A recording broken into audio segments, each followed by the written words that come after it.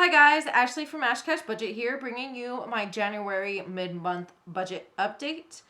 As you can see, I finally have a calendar. I didn't when I did the budget plan, and this is actually, somebody suggested doing a printable calendar instead of going to Office Max like I used to. I used to buy this calendar every year. It was about $15, which isn't bad, but a printable calendar sounded great. So I made myself a printable calendar that only cost me my time and effort, and I got it printed off, and I didn't have to spend money on a calendar this year. So I printed off the whole year. Here's the nice clean February for next month, but I've already filled out this January one, so I can just go over everything with you. Now, in the past, I used to just write my bills in the empty spaces that didn't have dates, but I have a little extra room down here, so I'm writing the bills down here instead. I've also taken off the bills of the debts that I used to pay before. I was keeping a tally and keeping them at zero because I just wanted to show to myself just how much I was saving by having paid those things off. But now that it's a new year, I've cut off all of the debts that I have paid off, and I've removed them from my bills list. Because if you see here, I had my credit union loan, which I just paid off in December. I also had my Visa and my Care Credit, which I paid off a long time ago, and I kept writing zero. So now I've decided to knock those off, and now in my personal bills list, I only have 5 different items. So I have insurance here for $99.50. Actually, it was $100 that was taken out. $100 instead of $105 in the past because it is a new 6-month period. So that's a $5 saved there. Discover, this month it's $110, but normally it's $85. I've talked about it recently. I had to pay for a late fee. I got it waived. I went ahead and talked to them and got it waived because I've been loyally paying on time for a very long time. So they did waive the fee for me, but because you have to pay your minimum payment plus any fees, it already told me I owed $110. So it's $110 this month for Discover, but the minimum after that should be $85. Then my federal loan is $130 right here. And that's the minimum. My phone, see, I'm already messing this all up. It's not my budget without some scribbles, right? $99.34, I think is what it was last month, but it might change a little bit. And I'm actually going to be updating this. I want to take off the insurance and put that insurance amount into a sinking fund for my phone because I feel like the insurance amount isn't really helping me. It's just going to, T-Mobile. So Capital One is a minimum of $100, but my debt snowball would normally be about $390. So I just like to write that down. And I'll get into explaining how I'm going to be putting a lot more than that this month. Over here is the household bills. Because me and my boyfriend split these in half, I have CenturyLink. Rent is always $850. Electric and city. So for everything except for rent, I have to wait for those numbers to come in so I can update that and then figure out how much we are each responsible for. And down here at the very bottom is insurance. This is my health insurance because I pay my boyfriend back $150. So I add up what he owes me and subtract $150 from that, and I pay him for my health insurance because I'm on his plan. So I have everything down here ready for the year. I've already scribbled things out. I've already scribbled things out here too. I'm always a mess. So here, before I even got paid, this first number here, $41.93. It says B Day. So I had $85 to spend for my birthday and Christmas, and that was my money combined because my birthday just comes 2 weeks after Christmas, so I waited and combined those. I spent 4207, 4307. I think it's 4307. So I had $41.93 left over. And that is immediately going to go towards my debt snowball. That's what I've, like, after all my minimum bills, I'm not putting it towards any sinking funds or anything because this came as an extra on top of my basic income. So the $41.93 for my birthday is going straight to my debt snowball, which is my Capital One. This is a low income month. So me personally, with my paychecks, I am paying the minimum of $100 on Capital One for now. Minimum of $100. But I'm adding that $41.93, and I'm also adding $550 from closing my very first credit card. So I will link that. I'm not sure I'm pretty sure I posted that one before this video. I have a few things coming up with work, so I'm getting a few videos set up. But if it is, I'll try to link that one up in the eye in the sky to show you where that came from. I told you I got $500 back because it was a $500 secured card. But I actually got $550 back because they held $550. So I've transferred that all into my regular checking so that I can put that towards my debt snowball at the end of the month.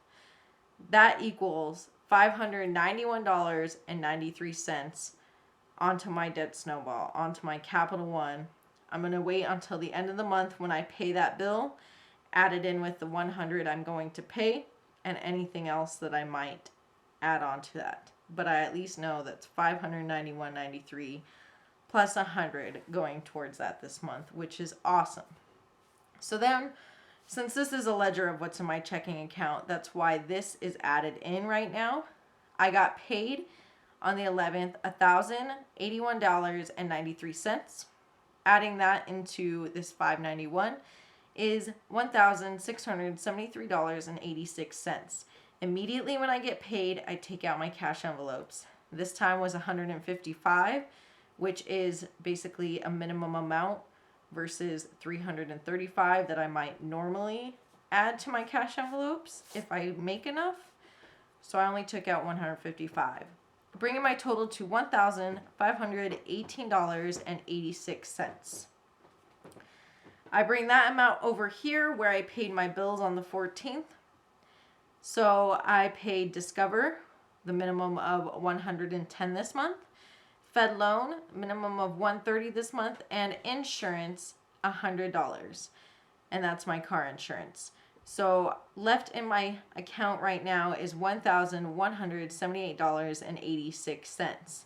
And for now, that's all the bills that I have to pay until I get paid later in the month and I get these bills in so I can pay these off. And then I will, after all that, I will distribute my sinking fund money and my Capital One payment. So there is that. I will update you on my Every Dollar app, how that is coming along. I am no longer in the negative. If you remember with the budget plan, I was about $300 in the negative, I think.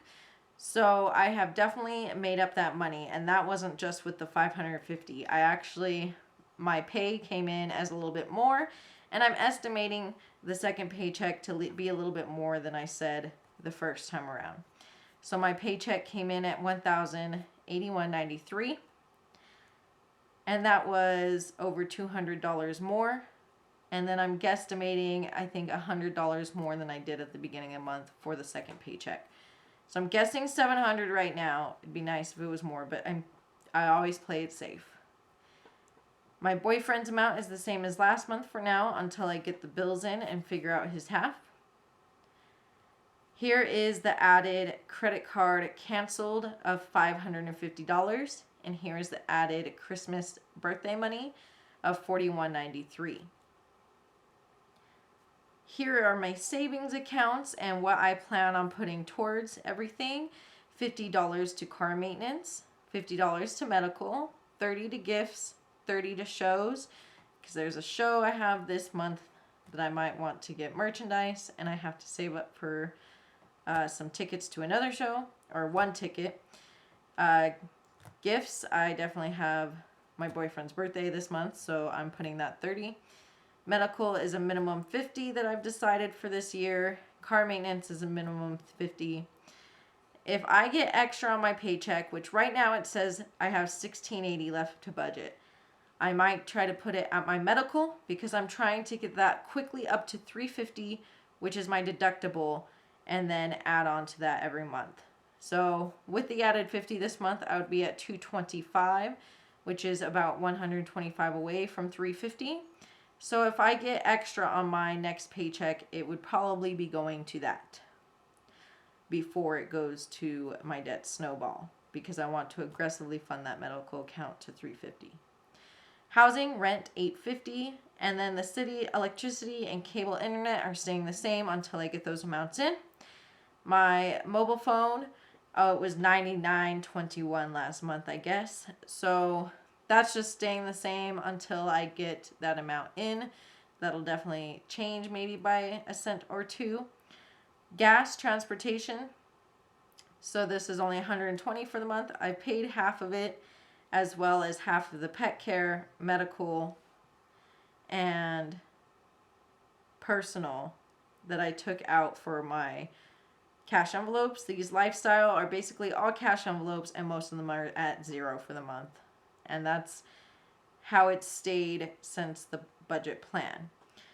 Health insurance, auto insurance. So health insurance stayed the same, $150. Auto insurance went down to $100 from $105. Capital One, this is where you see I already have $691.93 planned for the Capital One payment this month. Discover was paid off $110, and Fed loan was paid $130. And these, of course, are my paid off debts. So that is the update on my budget for January. Let me know how your guys' Januaries are going. I'm really glad that I think I'm not going to have to touch that January fund at all this month, and that is awesome. We'll see about next month though. February is still a little slow too, so I might end up having to touch it for that. But we'll see. So far, it's great that I can go another month without touching that sinking fund. So, again, let me know how you're doing and how your January is going. I will post the links up above to subscribe and a video that YouTube will suggest for you. Give me a little like and let me know what you think down below, and I'll talk to you guys next time. Bye.